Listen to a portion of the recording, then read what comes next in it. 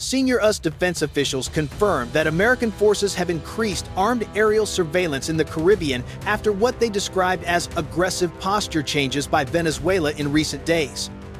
At 4:22 a.m. local time, that presence was already visible on internal systems. High above the southern Caribbean, a U.S. MQ-9 Reaper drone maintained a steady orbit at more than 15,000 feet.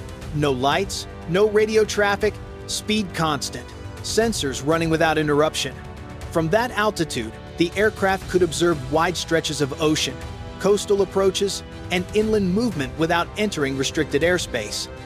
Below, the sea appeared calm. Commercial shipping continued on scheduled routes, while some civilian flights adjusted paths farther north. Radar operators noted brief signal degradation, then stabilization, inside remote control stations thousands of miles away. U.S. crews made a minor correction, tightening the drone's orbit by less than a quarter mile. A routine adjustment on paper, a deliberate one in context. This was not a response to a single event. It was part of a longer pattern, persistent presence, quiet pressure, no warnings issued, no shots fired. And as Venezuela continued public military messaging and exercises, one reality became clear. This was not about speed or surprise, it was about endurance. And the side that could remain in the air the longest was already there. What is happening over the Caribbean right now is not random, and it is not routine.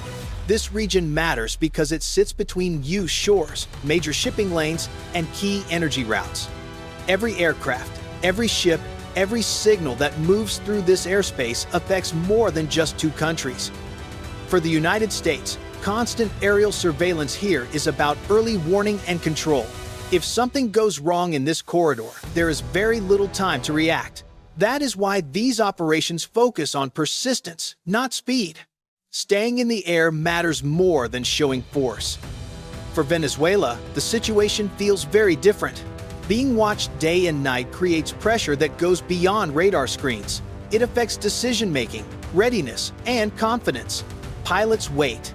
Radar crews stay alert for hours. Command centers review the same data again and again, knowing the other side does not leave. This is why this standoff carries weight.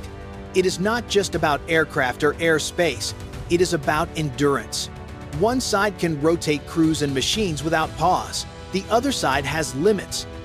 And for the people involved, this is not abstract strategy. For us operators, it is long shifts and quiet focus, knowing one mistake could raise tensions fast. For Venezuelan forces, it is the strain of reacting without ever seeing what is watching them. So the real question becomes simple. In a contest built on time and pressure, who breaks first? If you think this level of surveillance is justified, press 1 inch the comments.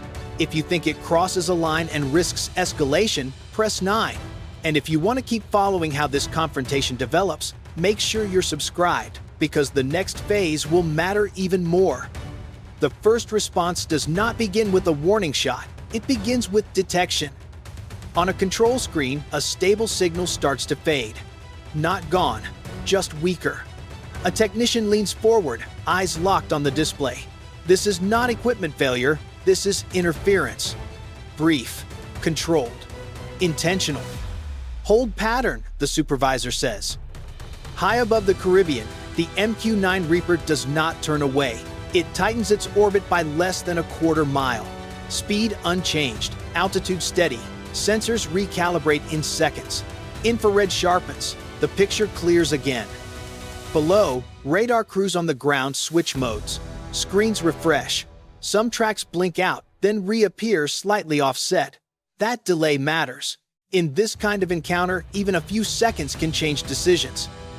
No weapons are armed, no orders are shouted, but the atmosphere shifts. Inside the remote control station, a pilot's hand rests on the stick. Another operator marks timestamps and signal strength. A third watches the wider air picture, checking for anything unexpected. The room is quiet except for short confirmations. Everyone understands the same thing. This is the first real test. On the Venezuelan side, response teams remain active. Aircraft stay on alert. Radar operators cycle systems again and again, trying to separate real tracks from noise. Nothing crosses a line, but nothing relaxes either. This is how modern confrontations start, not with explosions, but with pressure applied carefully, one adjustment at a time. One side waits to see if the other will overreact. The other tries not to blink.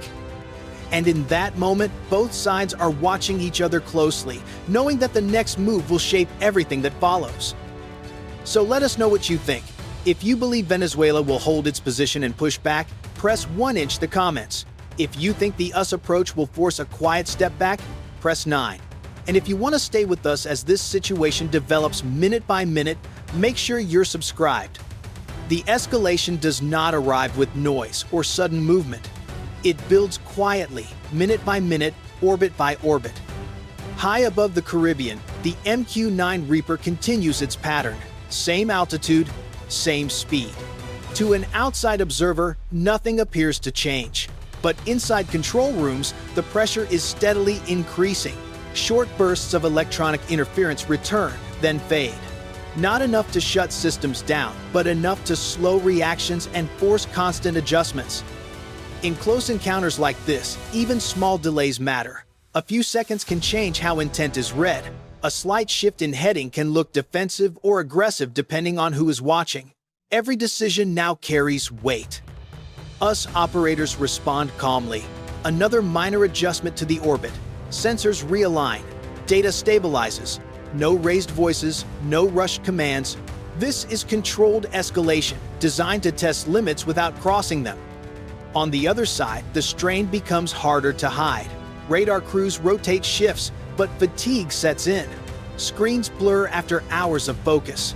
Signals must be checked again and again to separate real contacts from interference. Each alert demands attention. Each pause invites doubt. Out at sea, US naval units maintain position. They do not close distance. They do not pull back. The ocean remains flat and quiet. No engine noise, no radio chatter. That silence adds weight to every decision being made. Time itself becomes part of the pressure. Minutes stretch into hours. Every drone rotation is logged and expected. On one side, software tracks everything without pause. On the other, human crews recheck the same data, slower now, more cautious. Fatigue is no longer theoretical. It shows in delayed confirmations and repeated system resets. Nothing fails, nothing breaks, but efficiency slips. And that is the point. This escalation is not about speed or firepower. It is about endurance, about forcing the other side to stay alert every second, knowing that even one brief lapse could shift the balance. The sky stays calm, the sea stays quiet, but beneath that stillness, the pressure continues to rise. Then the situation shifts. For hours, the pattern has been predictable. Steady orbit, stable altitude, familiar signals. And that is exactly when something new appears. On one radar feed, a faint return flashes, then fades, not where it should be, not moving like normal traffic. At first, it looks like background noise, weather, atmospheric clutter, something easy to dismiss. But analysts do not dismiss it. They flag it and keep watching.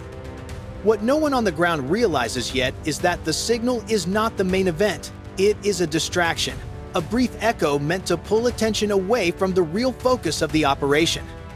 High above, the Reaper does not chase it. The drone holds its orbit. Sensors stay locked on priority areas. No sudden turns, no aggressive moves, just patience.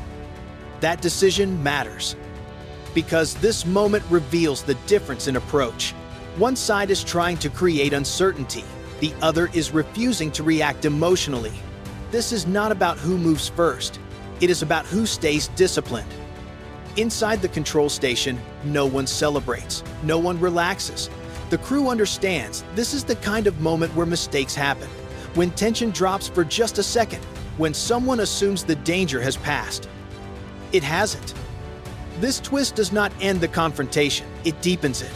Both sides now know the other is probing, testing reactions, searching for a weakness. The game has changed, but the pressure remains. So here's the question for you.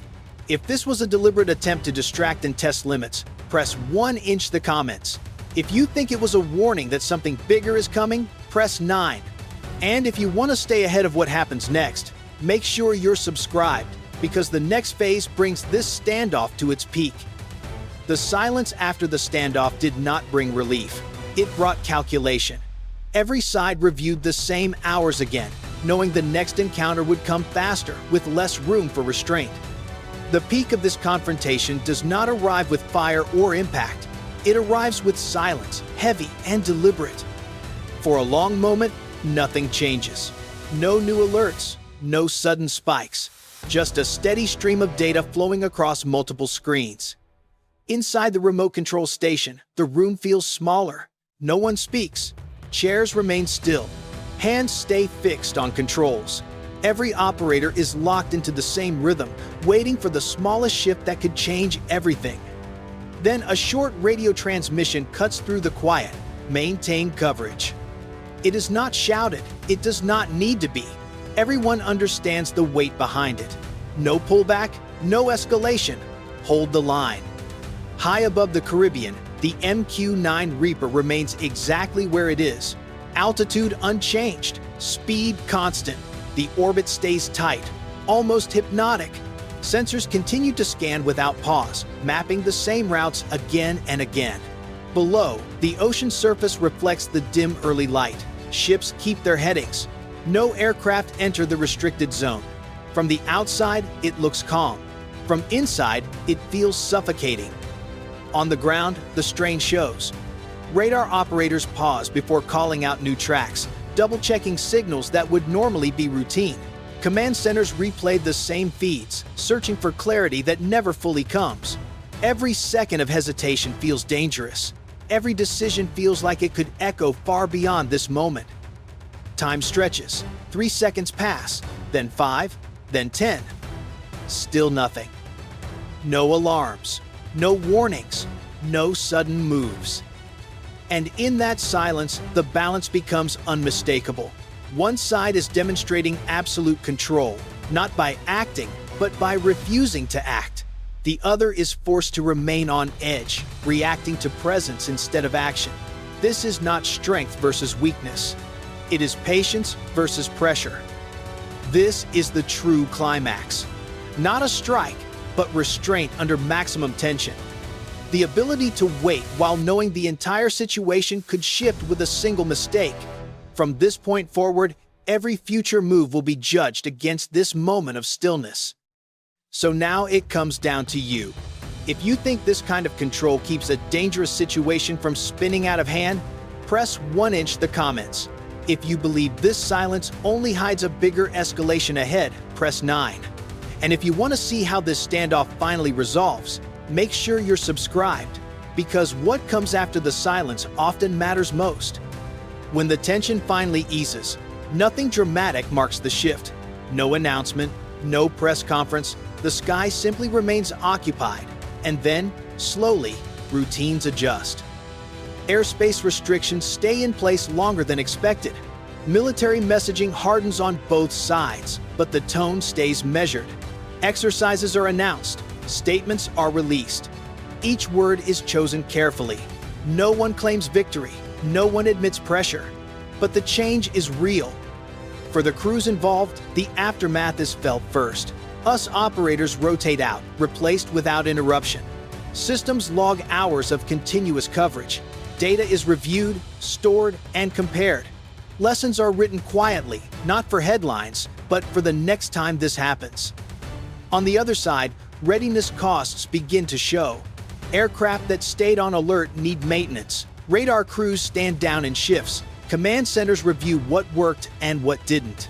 Nothing failed outright, but the strain is undeniable. Constant reaction takes a toll. Strategically, the message travels far beyond the Caribbean. Allies take note. Rivals study the pattern. This confrontation proves something important. Control does not always come from force. Sometimes it comes from staying longer, watching closer, and refusing to be rushed. This was not the strike. It was the measurement. It showed how low-cost, persistent systems can force constant attention and expensive responses. It showed how silence can be louder than action. And it showed how modern standoffs may end without a single shot, yet still reshape behavior. But this was only a test. The next encounter may not allow hours of patience. It may not allow silence. And it may not end as cleanly. So now it's your turn. If you think this operation achieved its goal without crossing a line, press 1" the comments. If you believe it only set the stage for a more dangerous clash later, press 9. And if you followed this story from start to finish, make sure you're subscribed, because the next move in this region may come with far less warning.